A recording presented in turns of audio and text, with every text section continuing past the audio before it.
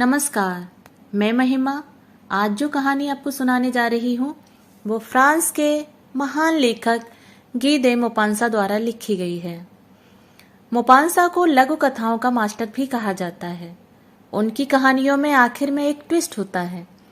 अगर आप उस ट्विस्ट का आनंद लेना चाहते हैं तो कहानी को अंत तक जरूर सुनें। आइए कहानी की शुरुआत करते हैं। वह उन खूबसूरत और आकर्षक युवतियों में से थी जो दुर्भाग्य से कभी कभी किसी क्लर्क के परिवार में जन्म ले लेती हैं। उसके पास न दहेज था, न आशाएं थी, न साधन थे कि कोई उसे समझ सके, सराह सके, प्रेम कर सके कि किसी अमीर अथवा प्रतिष्ठित व्यक्ति से उसकी शादी हो। लिहाजा उसकी शादी सार्वजनिक निर्देश के मंत्रालय के दफ्तर के एक अदने क्लर्क से कर दी गई थी। वह साधारण सी पोशाक में रहती क्योंकि वह अच्छी पोशाक खरीद नहीं सकती थी। वह स्वयं को उपयुक्त स्थान से नीचे पाकर व्यथित थी क्योंकि महिलाओं की कोई जाति होती नहीं है और न ही कोई श्रेणी। परिवार और जन्म के बजाय उनकी सुंदरता, शालीनता और उनका आकर्षण ही काम करते हैं। उनका स्वाभाविक लालित्य, जन्मजात चतुराई और सहज समझ उनकी एकमात्र कुलीनता है जो साधारण जन की बेटियों को महान महिलाओं के बराबर का दर्जा दिलाती है। वह हमेशा दुखी रहती क्योंकि वह महसूस करती थी कि उसका जन्म हर प्रकार की सुख सुविधाओं और विलासिताओं को भोगने के लिए हुआ है। वह अपने अपार्टमेंट की दुर्दशा, जर्जर दीवारों, टूटी फूटी कुर्सियों और पुराने गंदे पर्दों से बेहद दुखी थी। वे सब चीजें जिन पर उस जैसी हैसियत रखने वाली किसी अन्य महिला का ध्यान तक नहीं जाता, उसे यातना देती, उसे क्रोधित करती थी। उस नाटे अंग्रेज मजदूर पर नजर पड़ते ही जो उसके घर काम करता था, उसके भीतर वितृष्णा का भाव उत्पन्न होता और विचलित करने वाले निराशाजनक सपने आने लगते। वह ओरिएंटल पर्दों से सुसज्जित कांसे की ऊंची मशालों से प्रज्वलित शांत एंटी चैम्बर्स के बारे में सोचती और दो वर्दीधारी विशालकाय सेवकों के बारे में जो बड़ी सी आराम कुर्सी पर हीटर की गर्म हवा में आराम से सोते हैं। वह प्राचीन सिल्क की लटकनों से सजे बड़े ड्राइंग रूमों के बारे में, सुंदर सजीले फर्नीचर और उन पर रखी बहुमूल्य कलाकृतियों के बारे में तथा स्त्रियों के निजी कक्षों के बारे में सोचती जिन्हें अंतरंग दोस्तों और प्रख्यात एवं लोकप्रिय पुरुषों के साथ देर रात गपशप के लिए बनाया गया था, जिनसे सभी महिलाएं ईर्ष्या करती हैं और जिनका ध्यान वे सभी अपनी ओर आकर्षित करना चाहती थी। जब वह रात्रि भोजन के लिए अपने पति के साथ पुराने गंदे कवर वाली गोल मेज पर बैठती और जब उसका पति डोंगे का ढक्कन खोलते हुए खुशबू का आनंद लेते हुए जादुई आवाज में कहता, ओह, गोश्त की बोटी बहुत अच्छी है, बेहतरीन। और वह सुरुचिपूर्ण स्वादिष्ट डिनर के बारे में, चांदी की चमचमाती कटलरी और दीवार पर लगी प्राचीन महान विभूतियों के पोर्ट्रेट तथा वन में विचरित करते दुर्लभ पक्षियों को दर्शाती टेपेस्ट्री के बारे में सोचती। वह अद्भुत प्लेटों में परोसे लजीज व्यंजनों के बारे में और ट्राउट मछली के गुलाबी मांस या मुर्गे के पंखों को खाते हुए रहस्यमय मुस्कान ओढ़े दबी जुबान से सुनाए जाते शौर्य के किस्सों के बारे में सोचती। उसके पास न ढंग की पोशाक थी और न ही गहने, कुछ नहीं था, पर उसे किसी और से नहीं, बस उन्हीं चीजों से प्रेम था। उसे लगता था वह उनके लिए ही बनी है। वह खुश रहना चाहती थी। वह चाहती थी कि वह अच्छी दिखाई दे, ईर्ष्या का पात्र बने, लोग उसे चाहें और उससे प्रणय निवेदन करें। उसकी एक अमीर दोस्त थी, कॉन्वेंट स्कूल की सहपाठी। वह संपन्न थी, एक ऐसी महिला जिसके घर जाना उसे बिल्कुल अच्छा नहीं लगता था क्योंकि जब भी वह उसके घर से लौटती उसे बहुत पीड़ा होती। एक शाम उसका पति उत्साह से भरपूर अपने हाथ में एक बड़ा सा लिफाफा लेकर घर आया। उसने कहा, देखो तुम्हारे लिए कुछ है। उसने जल्दी से रैपर खोला। अंदर एक प्रिंटेड कार्ड था। उस पर लिखा था, सार्वजनिक निर्देश विभाग के मंत्री और मैडम जॉर्ज रेपोन्यो अपने आवास पर 18 जनवरी सोमवार शाम को आयोजित समारोह में श्रीमान और श्रीमती लोयसेल को सम्मान पूर्वक आमंत्रित करते हैं। बजाय खुश होने के अपने पति को उम्मीद के विपरीत उसने तिरस्कार से आमंत्रण को मेज पर फेंक दिया और बड़बड़ाई, तुम मुझसे क्या चाहते हो? मैंने सोचा तुम्हें खुशी होगी, तुम कभी बाहर जाती नहीं हो। और यह एक अच्छा मौका है। बड़ी मुश्किल से मैंने इस आमंत्रण पत्र को हासिल किया है। कुछ लोगों को ही मिल पाया है, उनमें एक खुशनसीब मैं भी हूँ। सारे अफसर वहां होंगे। उसने खींचकर उसकी तरफ देखा और अधीरता से कहा, तुम्हें क्या लगता है कि मैं इस तरह की पोशाक में वहां जाऊंगी? उसने इस बारे में सोचा नहीं था। वह हकलाया, क्यों? जो पोशाक तुम थिएटर पहनकर जाती हो वह मुझे बहुत अच्छी लगती है। अपनी पत्नी को रोते हुए देखकर वह हताश और हैरान था। उसकी आंखों के कोर से दो बेशकीमती आंसू उसके मुंह के किनारों पर लुढ़के। वह हकलाते हुए बोला, क्या बात है, क्या बात है डियर? अपने गहरे विषाद पर त्वरित गति से काबू पाते हुए, अपने गीले गालों को पोंछते हुए उसने शांत स्वर में कहा, कुछ नहीं, बस मेरे पास कोई ढंग की पोशाक नहीं है, इसलिए मैं उस समारोह में नहीं जा सकती। यह आमंत्रण तुम अपने किसी साथी को दे दो जिसकी पत्नी के पास पहनने के लिए अच्छी पोशाक हो। उसे निराशा हुई। उसने कहा, मॉथिल्डे, अच्छा हम देखते हैं एक ठीक सी पोशाक कितने में आती है जो दूसरे मौकों पर भी काम आ जाए, साधारण सी। कुछ देर तक वह विचार करती रही, उस राशि के बारे में अनुमान लगाती रही जिसे सुनकर उसका मितव्ययी पति घबराकर तुरंत इनकार न कर दे। आखिरकार उसने झिझकते हुए कहा, वैसे ठीक ठीक तो मैं नहीं बता सकती, लेकिन मुझे लगता है कि 400 फ्रैंक में काम हो जाना चाहिए। उसका चेहरा थोड़ा पीला पड़ गया, क्योंकि करीब इतनी ही राशि उसने बंदूक खरीदने के लिए बचाकर अलग रखी थी, ताकि वह अगली गर्मियों में नतेरे के मैदान में दोस्तों के साथ शिकार पार्टी में शामिल हो सके, जहां वे रविवार को लाख पक्षियों का शिकार करने जाते थे। लेकिन उसने कहा, ठीक है, मैं तुम्हें 400 फ्रैंक दूंगा, तुम एक बढ़िया पोशाक खरीद लेना। बॉल डांस का दिन करीब आ रहा था और श्रीमती लॉयसेल उदास, चिंतित और बेचैन लग रही थी। हालांकि उसकी पोशाक तैयार थी। एक शाम उसके पति ने उससे कहा, क्या बात है, पिछले 3 दिन से तुम काफी परेशान लग रही हो। उसने तुरंत जवाब दिया, मेरे पास पहनने के लिए न कोई आभूषण है और न कोई कीमती स्टोन। मैं वहां बिल्कुल दरिद्र लगूंगी। अच्छा यही रहेगा कि मैं वहां नहीं जाऊं। उसने बात आगे बढ़ाते हुए कहा, तुम कुदरती फूल पहन सकती हो, इस मौसम में उनका उपयोग फैशनेबल लगेगा। 10 फ्रैंक में 2 या 3 शानदार गुलाब आ जाएंगे। वह संतुष्ट नहीं हुई। नहीं, उन अमीर महिलाओं के बीच गरीब दिखने से अधिक अपमानजनक कुछ भी नहीं है। अकस्मात उसका पति चिल्लाया, तुम कितनी मूर्ख हो। अरे, तुम अपनी दोस्त श्रीमती फॉरेस्टियर के पास जाओ और उससे कुछ गहने उधार ले लो। तुम उसकी अच्छी दोस्त हो, वह तुम्हें कभी मना नहीं करेगी। वह खुशी के मारे चीख उठी, यह सही है, मैंने इस बारे में कभी सोचा ही नहीं। अगले दिन वह अपने दोस्त के घर गई और अपनी व्यथा सुनाई। श्रीमती फॉरेस्ट्रियर ने कांच के पलड़ों वाली अलमारी खोली। वह उसमें से गहनों का एक बक्सा निकाल लाई। उसे खोला और श्रीमती लॉयसेल से कहा, डियर, इनमें से पसंद कर लो। उसने सभी गहने देखे, पहले कुछ कंगन, फिर मोतियों का हार, फिर वेनिस का क्रॉस, बढ़िया कारीगरी के कीमती स्टोन। उसने उन्हें आईने के सामने पहनकर देखा, हिचकिचाई, कोई अंतिम फैसला नहीं कर पाई, बस पूछती रही, तुम्हारे पास और गहने हैं क्या? हाँ हैं, इन्हें देखो, मैं तुम्हारी पसंद के बारे में नहीं जानती हूँ। अचानक उसे काले रंग के साटन के बॉक्स में हीरों का एक शानदार हार दिखाई दिया और उसका दिल एक उत्कंठ कामना के साथ तेजी से धड़कने लगा। जब उसने उसे उठाया, उसके हाथ कांप रहे थे। उसने उसे अपनी हाई नेक की पोशाक के ऊपर गले पर बांध दिया और आईने में स्वयं को देखकर हर्षोन्माद से अभिभूत हो गई। फिर उसने हिचकिचाते हुए पूछा, उसका स्वर वेदना से भीगा हुआ था, क्या तुम मुझे यह उधार दे सकती हो? सिर्फ यह? क्यों नहीं, निश्चित रूप से। वह अपनी दोस्त की गर्दन पर झूल गई, उसे भावुकता के साथ चूमा, फिर अपनी अमूल्य निधि के साथ चली आई। आखिरकार बॉल डांस का दिन आया। वहां उपस्थित सभी महिलाओं के बीच श्रीमती लॉयसेल शालीन, रमणीय, मुस्कुराती, खुशी से पागल, सबसे सुंदर लग रही थी। सभी पुरुष उसकी ओर आकर्षित थे, उसका नाम पूछ रहे थे, उसकी निकटता पाना चाह रहे थे। कैबिनेट के सभी सहचारी उसके साथ बोल्ट डांस करना चाहते थे, यहाँ तक कि मंत्री महोदय का ध्यान भी उसकी ओर गया था। वह खुशी के नशे में चूर पूरे उत्साह और जुनून के साथ नाची, सब कुछ भूलते हुए।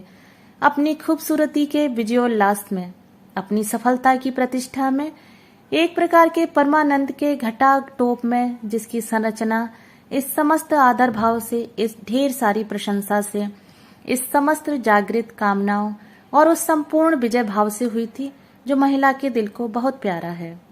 वह सुबह 4 बजे बाहर आई। उसका पति आधी रात से 3 और सज्जनों के साथ, जिनकी पत्नियां भी बॉल डांस का आनंद ले रही थीं, एक छोटे से सुनसान गलियारे में सो रहा था। उसने उसके कंधों पर शॉल रख दी जिसे वह साथ लाया था, एक साधारण शॉल जिसकी दरिद्रता उस बॉल ड्रेस के ठीक विपरीत थी। उसने इस बात को महसूस किया, वह इससे बचना चाहती थी ताकि दूसरी अमीर महिलाओं का ध्यान उसकी ओर ना जाए, जिन्होंने फर की महंगी शॉल ओढ़ी हुई थी। लॉयसेल ने उसे रोक लिया। थोड़ा इंतजार करो, तुम्हें बाहर ठंड लग जाएगी, मैं जाकर कैब ले आता हूँ। लेकिन उसने नहीं सुना और तेजी से सीढ़ियां उतर गई। जब वे सड़क पर आए वहां कोई वाहन नहीं था। वे वहां खड़े हर दूर से गुजरते हुए कोचवान को आवाज देते रहे। आखिरकार वे पैदल पैदल सीन नदी की ओर बढ़े, हताश और ठंड में ठिठुरते हुए। घाट के पास उन्हें एक रात में चलने वाली पुरानी खटारा बग्गी मिली। वैसी बग्गियां पेरिस में आधी रात के बाद ही दिखाई देती हैं। उसने उन्हें शहीदों के चौक तक छोड़ दिया। वे फिर वैसी ही उदासी ओढ़े अपने अपार्टमेंट की सीढ़ियां चढ़े। श्रीमती लॉयसेल के लिए सब कुछ समाप्त हो चुका था, लेकिन उसके लिए वह विचार कर रहा था उसे 10 बजे मंत्रालय पहुंच जाना है। उसने आईने के सामने खड़े होकर शॉल हटाई जिसने उसके कंधों को ढक रखा था, ताकि वह अपनी सज धज को, अपने वैभव को फिर से निहार सके। लेकिन यकायक उसके मुंह से एक चीख निकली। उसके गले में हार नहीं था। उसके पति ने, जो अपने कपड़े बदल रहा था, उससे पूछा, क्या बात है? वह पागल सी उसकी ओर बढ़ी। मैंने मिसेज फॉरेस्टियर का हार खो दिया है। वह व्यग्रता के साथ खड़ा हो गया। क्या? कैसे? यह संभव नहीं है। फिर उन्होंने उसकी पोशाक की तहों में, शॉल की तहों में, उसकी जेबों में, हर जगह ढूंढा, हार कहीं नहीं मिला। उसने कहा, तुम्हें यकीन है जब तुमने बॉल रूम छोड़ा वह तुम्हारे पास था? हाँ, बंगले से निकलते समय मुझे उसके होने का एहसास था। लेकिन अगर वह सड़क पर गिरता तो उसकी आवाज तुम्हें सुनाई देती। वह बग्गी में होना चाहिए। हाँ, हो सकता है। क्या तुमने उसका नंबर नोट किया था? नहीं। क्या तुमने उस पर ध्यान दिया था? नहीं। वे हक्के बक्के से एक दूसरे को देख रहे थे। आखिरकार लॉयसेल ने अपने कपड़े पहने। उसने कहा, मैं पैदल वापस जाऊंगा, उस पूरे रास्ते पर जहां से होकर हम आए थे। शायद हार मिल जाए। और वह बाहर चला गया। वह बॉल ड्रेस में ही कुर्सी पर बैठी इंतजार करती रही, बिना किसी उत्साह के। विचार शून्य बिस्तर पर जाने की उसमें शक्ति नहीं बची थी। 7 बजे के करीब उसका पति लौट आया। उसे कुछ नहीं मिला था। वह पुलिस मुख्यालयों, अखबारों के दफ्तरों में गया, पुरस्कार देखने की ऑफर की। वह कैब के ऑफिस भी गया, हर उस जगह जहां उसे उसकी थोड़ी सी भी आशा की किरण नजर आई। वह दिन भर इस भयावह आपदा के सामने बेसुध हालत में इंतजार करती रही। लॉयलेस लटका हुआ चेहरा लिए शाम को घर आया। उसे हार नहीं मिला था। उसने कहा, तुम अपनी दोस्त को एक पत्र लिखो कि तुम्हारे हाथ से उस हार का बकल टूट गया है, उसे ठीक करवाना होगा, इससे हमें कुछ समय मिल जाएगा। उसने उसके कहने पर दोस्त को पत्र लिखा। 1 सप्ताह बीत जाने के बाद उन्होंने हार मिलने की आशा छोड़ दी। लॉयसेल, जो इन दिनों में 5 साल अधिक बूढ़ा हो गया था, ने श्रीमती लॉयसेल से कहा, अब हमारे लिए उस हार की कीमत मालूम करना अत्यंत आवश्यक है। अगले दिन वे उस जौहरी के पास गए जिस हार के बक्से पर उसका नाम लिखा था। उसने अपने बही खाते टटोले। मैडम, उस हार को मैंने नहीं बेचा था, मैंने तो केवल यह बक्सा दिया था। फिर वे अपनी याददाश्त के सहारे उसी प्रकार के हार की तलाश में एक जौहरी से दूसरे जौहरी के पास गए। खीज और वेदना ने उन दोनों को घेर लिया था। पैलेस रॉयल पर एक दुकान में उन्हें एक वैसा ही हार दिखाई दिया जिसकी उन्हें तलाश थी। उस हार की कीमत 40,000 फ्रैंक थी, लेकिन वह उन्हें 36,000 में मिल सकता था। उन्होंने जौहरी से उस हीरे के हार को 3 दिन तक नहीं बेचने की गुजारिश की। उनकी यह शर्त भी जौहरी मान गया कि अगर फरवरी के अंत तक उन्हें खोया हुआ हार मिल जाता है तो वह इस हार को 34,000 फ्रैंक में वापस ले लेगा। लोइसेल के पास 18,000 फ्रैंक थे जो उसके पिता उसके लिए छोड़ गए थे। उसने सोचा बाकी रकम के लिए कर्ज ले लेगा। उसने कर्ज लिया, एक से 1,000 फ्रैंक, दूसरे के 500, किसी से 5 लुइस और किसी से 3 लुइस। उसने वचन पत्र लिखकर दिए, पूरे न हो सकने वाले वादे किए, सूदखोरों और भिन्न भिन्न प्रकार के ऋणदाताओं के चक्कर लगाए। उसने अपना बचा हुआ समूचा जीवन दांव पर लगा दिया, बर्बाद कर देने वाले जोखिम भरे इकरारनामों पर बिना समझे पड़े दस्तखत किए। आने वाली विपत्तियों, भौतिक असुविधाओं और सभी मानसिक यातनाओं की संभावनाओं से भयभीत उसने जौहरी के काउंटर पर 36,000 फ्रैंक रखे और नया हीरों का हार खरीद लिया।